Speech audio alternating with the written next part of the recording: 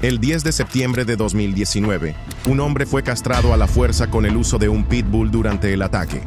Esta fue una de las torturas de pandillas más perturbadoras jamás captadas en video, pero no sería la única. En junio de 2020, un video perturbador comenzó a circular en varias plataformas de redes sociales. Mostraba a un hombre al que le cortaban brutalmente las piernas con una motosierra. Cuando el Chapo fue arrestado, el hombre que tomó el control resultó ser aún más brutal. Ese hombre es Ismael Zambada, mejor conocido como El Mayo. Es un individuo diabólicamente creativo con sus ideas para la tortura. Fue El Mayo quien ordenó el secuestro y la tortura del hombre del video, pero esta fue una acción intencional, un mensaje para todos los que se atrevieran a desafiar a El Mayo. Esto se debe a que una nueva generación de cárteles está surgiendo en México, y esta nueva generación tiene como objetivo eliminar a lo que se conoce como la vieja guardia, encabezada por El Mayo. En respuesta, El Mayo lanzó una campaña de terror para asegurarse de que nadie cuestione su autoridad, lo que ha incluido la captura y tortura de miembros de bandas rivales. Estas torturas son grabadas y compartidas en línea para infundir miedo en el corazón de aquellos que piensan en desafiar su poder. El hombre del video viral es miembro de la banda Los Capitos. Esta violencia no comenzó con El Mayo. Él simplemente continuó con el legado de El Chapo. En enero de 2019, el FBI confirmó que otra grabación que mostraba la tortura de un hombre diferente capturaba a El Chapo en la escena. Es una filmación poco común en la que se ve a un jefe mafioso participando directamente en la tortura e interrogatorio. Todo Mancán, no es colombiano, pero el colombiano le mandaba órdenes a él, y otro colombiano, no sé si cambió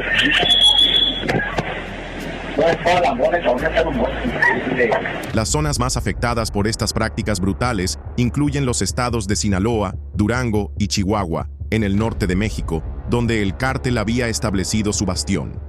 Sin embargo, el alcance de la violencia del cártel se extendía más allá de estos estados, impactando también a regiones vecinas y al país en su totalidad. Los informes indican que era común que los habitantes de zonas controladas por el cártel de El Chapo vieran cuerpos decapitados con motosierras tirados en las calles. De Najapa, la policía reportó que los cuerpos, los cuales ya tenían al menos 15 días de haber sido asesinados, estaban envueltos en 4 sábanas en el borde de un camino de terracería.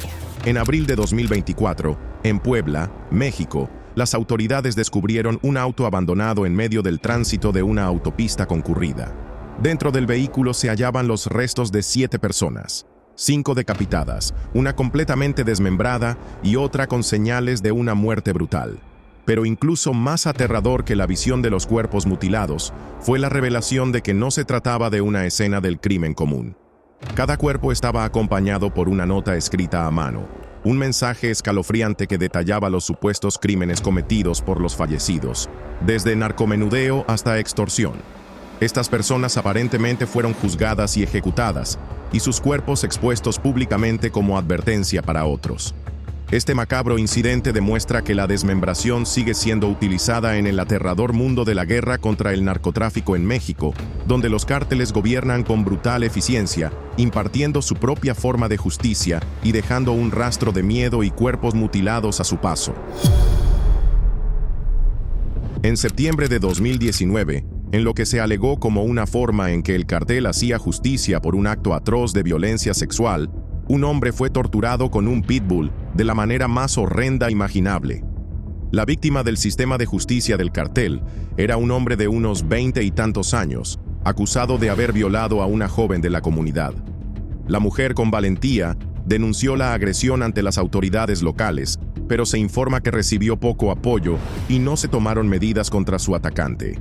Varios meses después del ataque, el cartel aparentemente decidió tomar cartas en el asunto.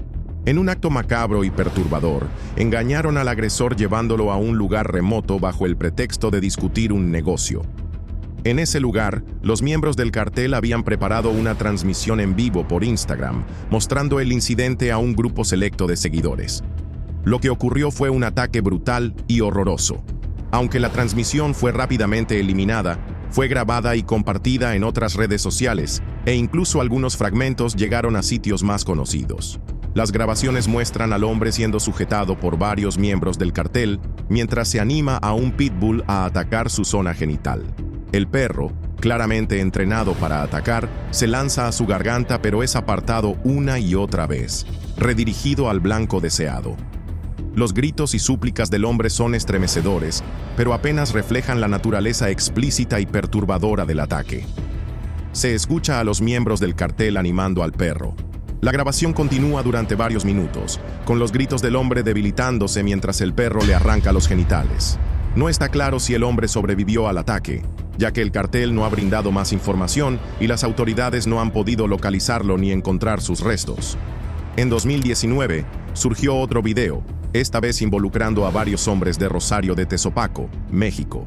Se informó que los cautivos de un cartel fueron atados y sus genitales fueron amputados.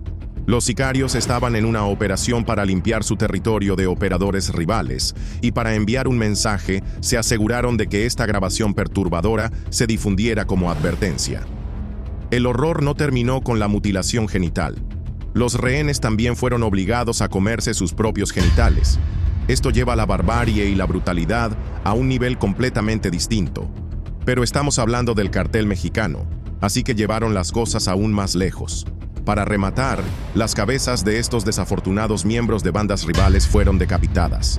El cartel, que opera sin temor en la región, desde hace tiempo se ha hecho pasar por una especie de fuerza de orden no oficial, aplicando castigos brutales a quienes violan sus estrictas normas.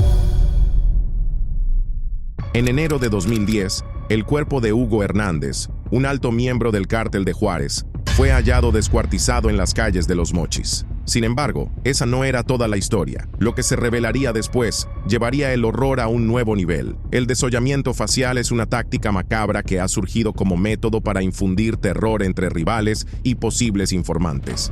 Este caso en particular, que involucró al infame narcotraficante El Chapo, es uno que no se olvidará fácilmente. En 2010, una guerra brutal enfrentaba al cártel de Sinaloa, liderado por El Chapo, contra el cártel de Juárez. Conocido por sus tácticas despiadadas, El Chapo decidió enviar un mensaje que helara la sangre de sus enemigos. Ese mensaje comenzó con la captura de Hugo Hernández, un hombre temido y respetado dentro del cártel rival. Hernández, reducido e indefenso, cayó en manos de sus captores. En un acto de dominio absoluto, El Chapo decidió convertirlo en ejemplo, y lo que siguió fue una escena salida de una auténtica pesadilla. En un lugar apartado, probablemente una de las tantas casas de seguridad del cartel, El Chapo, rodeado de sus sicarios leales, sacó una motosierra, el arma elegida para esta exhibición sádica. Mientras los miembros del cartel sujetaban a Hernández, El Chapo, con una sonrisa retorcida, encendió la máquina. Luego, procedió a acercar lentamente la motosierra al rostro de Hernández. Antes de que alguien pudiera detenerlo, comenzó a desollarle la cara mientras aún estaba consciente, en un baño de sangre indescriptible. Pero lo peor aún estaba por venir. Una vez removido el rostro, El Chapo lo estiró cuidadosamente sobre una pelota de fútbol, cosiendo la piel hasta formar una especie de trofeo macabro. Como el acto estaba destinado a ser una advertencia pública, ordenó colocar la pelota en un sitio visible. La policía encontraría más tarde el rostro de Hernández en los escalones del Palacio Municipal de Los Mochis. En la pelota había un mensaje que decía: "Feliz Año Nuevo, porque será el último". Y eso no fue todo. El cuerpo de Hugo Hernández fue cortado en 7 partes. Su torso apareció dentro de un contenedor plástico en un lugar, mientras que el resto de sus restos fueron encontrados en otro contenedor en una ubicación distinta.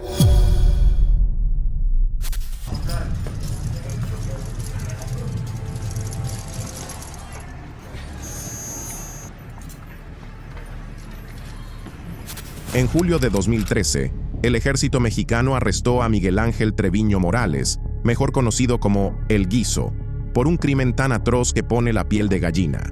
Los cárteles han sido conocidos desde hace años por sus métodos brutales e ingeniosos de tortura, pero su última creación, como descubrirás, es especialmente aterradora. La llaman El Guiso y consiste en someter a las víctimas a una muerte lenta y agonizante mediante la ebullición. Miguel Ángel Treviño Morales recibió su apodo precisamente por eso. Era conocido por torturar a sus víctimas con esta técnica del guiso, que implicaba hervirlas vivas. Cuando los marinos mexicanos lograron arrestar a Morales, presunto líder del brutal cártel de los Zetas, Lo que descubrieron fue una muestra espeluznante de la maldad de la que era capaz. En 2010, Morales fue considerado responsable de las espantosas muertes de al menos 72 inmigrantes indocumentados y de la masacre de San Fernando, donde se cree que fueron asesinadas 193 personas.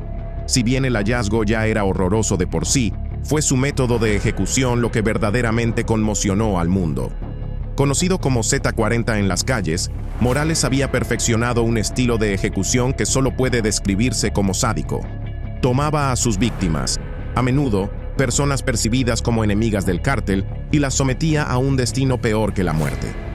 El guiso supervisaba personalmente cómo colocaban a estas personas en tambores metálicos de 200 litros, donde eran hervidas vivas o prendidas fuego tras ser empapadas en líquidos inflamables. Este método no dejaba dudas de que Morales disfrutaba el poder que ejercía sobre sus víctimas indefensas. La elección del líquido solo añadía más horror al acto.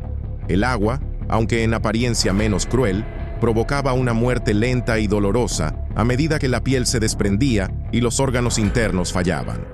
La gasolina, en cambio, causaba un final más rápido pero igualmente insoportable, con el cuerpo envuelto en llamas hasta quedar irreconocible.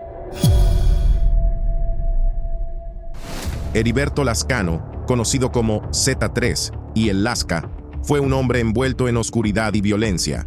Pero incluso dentro del mundo sucio del cártel de los Zetas, sus supuestas acciones destacaban por ser particularmente bárbaras.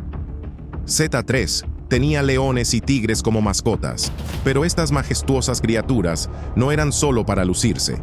Se reporta que, en una macabra demostración de poder, Lascano supuestamente usaba a estos animales como instrumentos de muerte, obligando a sus víctimas a entrar en las jaulas para ser despedazadas vivas.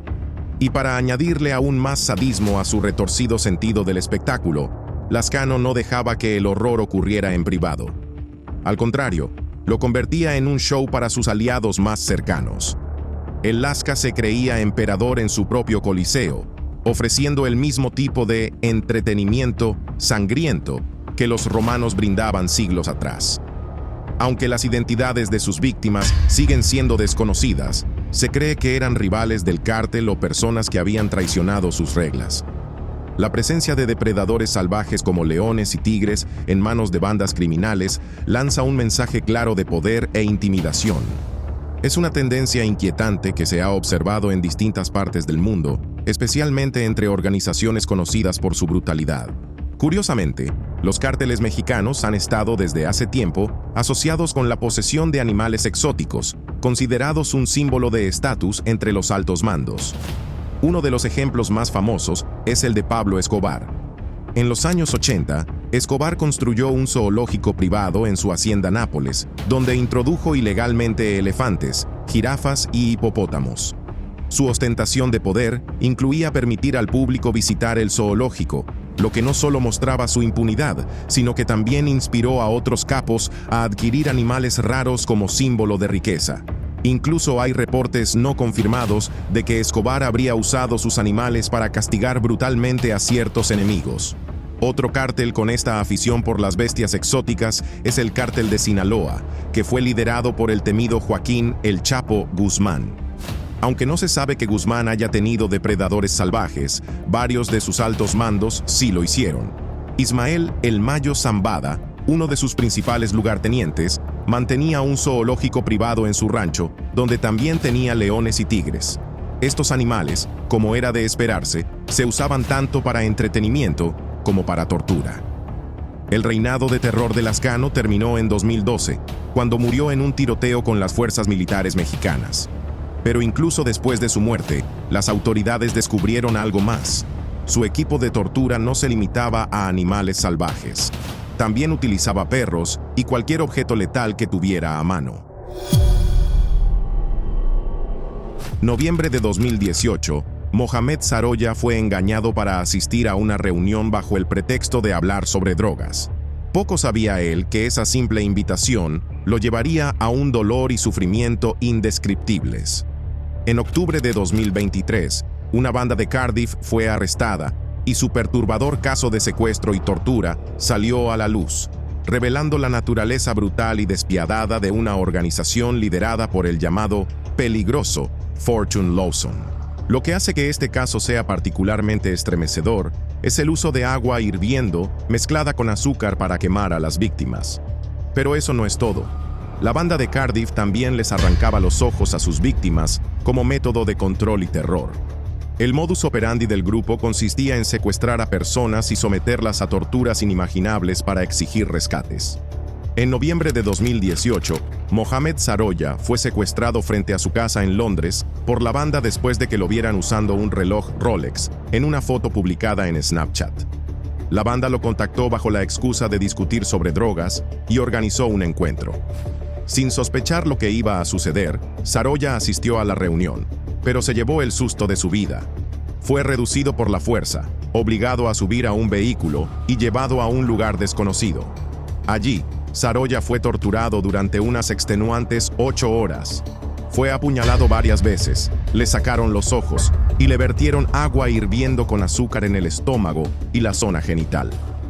Después de someterlo a semejante horror, Lawson finalmente permitió que Saroya llamara a su familia para organizar el pago de un rescate de 50,000 libras esterlinas y la entrega del reloj Rolex que aparecía en la foto de Snapchat. Tras efectuarse los pagos, fue liberado. Saroya fue encontrado por su primo y su hermano en un estacionamiento cerca de una estación de tren. Según los informes, estaba en un dolor extremo y ni siquiera podía subir al coche. Su hermano y su primo lo llevaron rápidamente al hospital, donde permaneció 5 días recibiendo tratamiento por sus múltiples heridas, incluidas puñaladas, quemaduras y cortes. De hecho, tuvo que ser operado 3 meses después. El 27 de octubre de 2023, el líder de la banda, Fortune Lawson, fue declarado culpable de secuestro, detención ilegal y extorsión en relación con 3 víctimas. Recibió una condena de 25 años de prisión más 5 años adicionales de sentencia extendida, mientras que los otros miembros de la banda también fueron condenados a prisión. Enero de 2009, Santiago Meza López, también conocido como El Pozolero, fue arrestado. Lo que se descubrió a continuación es verdaderamente impactante, revelando el oscuro y perturbador mundo de la violencia del narcotráfico y las medidas extremas que las bandas están dispuestas a tomar para borrar cualquier rastro. López, un operador a sueldo de Teodoro García Cimental, un lugarteniente del cártel de Tijuana, reveló a los agentes federales el proceso paso a paso de su inhumano método de tortura y eliminación de cuerpos. Su escalofriante confesión arrojó luz sobre la macabra práctica de los baños de ácido, una técnica de tortura y desaparición de cadáveres utilizada por el cártel. Según López, más de 300 víctimas encontraron un final trágico al ser disueltas en ácido, sin dejar rastro alguno. La sopa, como él la llamaba, era una mezcla mortal. Un tambor grande con 200 litros de agua, al que se le añadían 2 costales de sosa cáustica y se llevaba a ebullición. La sosa cáustica, también conocida como lejía, es una sustancia altamente corrosiva, capaz de disolver carne y huesos con el tiempo. El informe de los agentes federales detallaba la aterradora naturaleza de este método de tortura y ejecución. Las víctimas, muchas veces aún vivas, eran sumergidas en la mezcla hirviendo de químicos, de modo que sus cuerpos se derretían lentamente en un sufrimiento imposible de imaginar. En 2012, Santiago Meza López fue sentenciado inicialmente a 10 años de prisión y se esperaba su liberación en 2022. Sin embargo, muchos miembros de la comunidad y autoridades solicitaron una ampliación de la pena. En 2024, una nueva resolución judicial le impuso 30 años adicionales de prisión por secuestro y vínculos con el crimen organizado. En 2023, un hombre dormía tranquilamente en su casa cuando la desgracia tocó a su puerta. Lo que sucedió después fue tan brutal que dejó una cicatriz imborrable. En marzo de 2023, un joven de tan solo 26 años vivió una pesadilla real al convertirse en el objetivo de un grupo criminal despiadado. Su intención era clara: ejercer poder, infundir miedo y conseguir algo, ya fuera dinero o información, mediante la violencia. 6 hombres, con los rostros cubiertos y oscuras intenciones, irrumpieron en la casa del joven en la calle Brennan. Aún adormecido, fue sacado de su cama y se encontró cara a cara con sus agresores, vestidos de negro y armados con pistolas y un mazo. Lo llevaron a una casa apartada en Belmore, elegida precisamente por su privacidad y aislamiento. Allí, los secuestradores iniciaron su siniestro plan. Primero lo golpearon salvajemente, pero lo peor aún estaba por venir. En un acto tan retorcido como perturbador, se centraron en la boca de su víctima. Con guantes puestos, usaron alicates y herramientas afiladas para arrancarle varios dientes de forma violenta. La intención del grupo era dejar una marca permanente, asegurarse de que su víctima llevara por siempre el recuerdo de ese momento traumático. Tras el hecho, los 6 hombres, de entre 19 y 21 años, fueron arrestados y acusados por múltiples delitos graves, incluidos allanamiento con violencia, lesiones graves y secuestro con fines de extorsión. Un caso similar ocurrió en el Reino Unido en 2014, cuando una pandilla se volvió noticia por sus brutales ataques a miembros de bandas rivales. Su firma característica: arrancar dientes como forma de venganza o advertencia. Una de las víctimas relató cómo fue inmovilizado. Le abrieron la boca a la fuerza y le sacaron varios dientes con pinzas, causándole un dolor insoportable y daños permanentes. Los responsables nunca fueron capturados. En agosto de 2020, Lisbeth Flores, una joven estadounidense de 23 años, fue otra víctima de este método atroz. Fue secuestrada y hallada muerta en Matamoros, México. Lisbeth había viajado desde Los Fresnos, Texas, para visitar a su novio, pero su madre la reportó como desaparecida al día siguiente. Antes de morir, fue sometida a brutales abusos físicos y psicológicos. Fue golpeada, quemada y le arrancaron los dientes. Además, según informes de las autoridades, su cuero cabelludo también fue cortado. La extracción de dientes es una de las formas de tortura más antiguas y ha sido común entre bandas criminales debido a su eficacia. Este método no solo causa un dolor físico extremo, sino también un trauma psicológico duradero, dejando cicatrices permanentes y recuerdos imborrables. En el oscuro y violento mundo de las pandillas, ser brutal es crucial, y es por eso que a veces torturan a sus víctimas hasta la muerte quemándolas vivas. El líder de la infame pandilla G9 y Familia, conocido como Jimmy Barbecue Cherisier, se ha ganado una reputación como una figura brutal y sádica en Haití. Su nombre solo hace estremecer a los locales, infundiendo temor en quienes se atreven a cruzarse en su camino. Barbecue ha perfeccionado el acto de quemar vivas a sus víctimas y arrojar los cadáveres a los animales, ganándose una repugnante reputación que acecha las calles de Haití. Aunque no se ha registrado un caso específico de este acto mortal, Barbecue lleva a cabo esta práctica con escalofriante eficiencia. Él y sus pandilleros secuestran a sus víctimas, a menudo rivales, o quienes los han desafiado de alguna manera. Las víctimas son sometidas a torturas indescriptibles, golpeadas y humilladas. Pero el verdadero horror viene después. Barbecue disfruta retorcidamente de rociar a sus víctimas con líquidos inflamables, como gasolina o queroseno, asegurándose de que sus cuerpos se conviertan en antorchas humanas. Con el rasguño de un fósforo, enciende el combustible y observa con una sonrisa cómo las llamas consumen a sus víctimas. Mientras el fuego arrecia, Barbecue y sus pandilleros permanecen cerca, presenciando la lenta y dolorosa muerte de sus víctimas. El calor se intensifica, quemando carne y hueso, hasta que finalmente la víctima sucumbe a las llamas o entra en shock.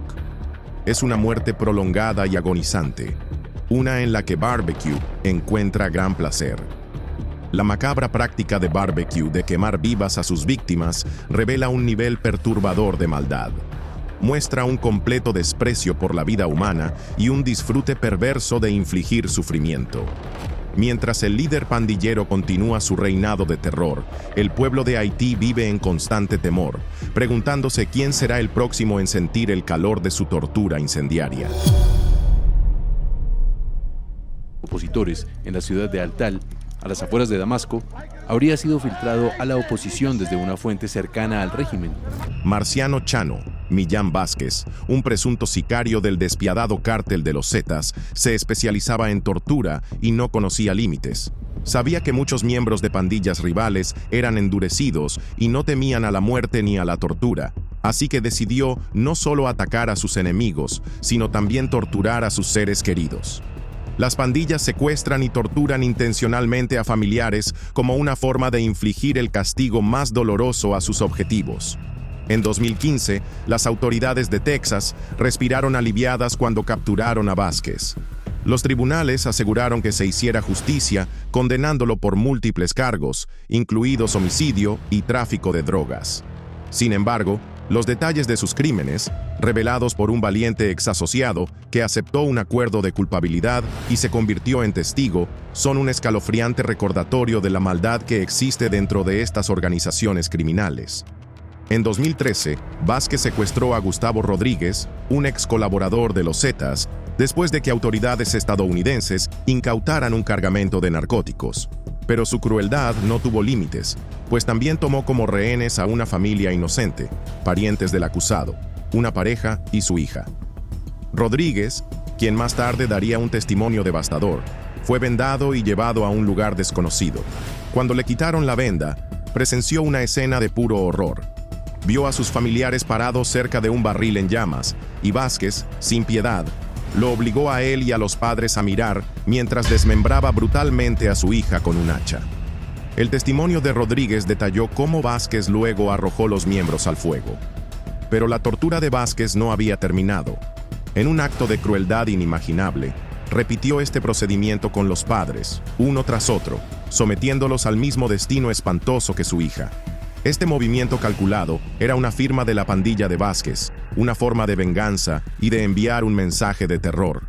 El testigo declaró además en el juicio que Vázquez estaba entre los comandantes que ordenaron el secuestro de 300 personas, quienes fueron alineadas y fusiladas en grupos de 40. Al final, Marciano Millán Vázquez fue sentenciado a 7 cadenas perpetuas consecutivas por cometer, ayudar e instigar numerosos homicidios y otros actos de violencia, incluidos tráfico de drogas y armas en el norte de México, como parte de una operación de distribución de narcóticos.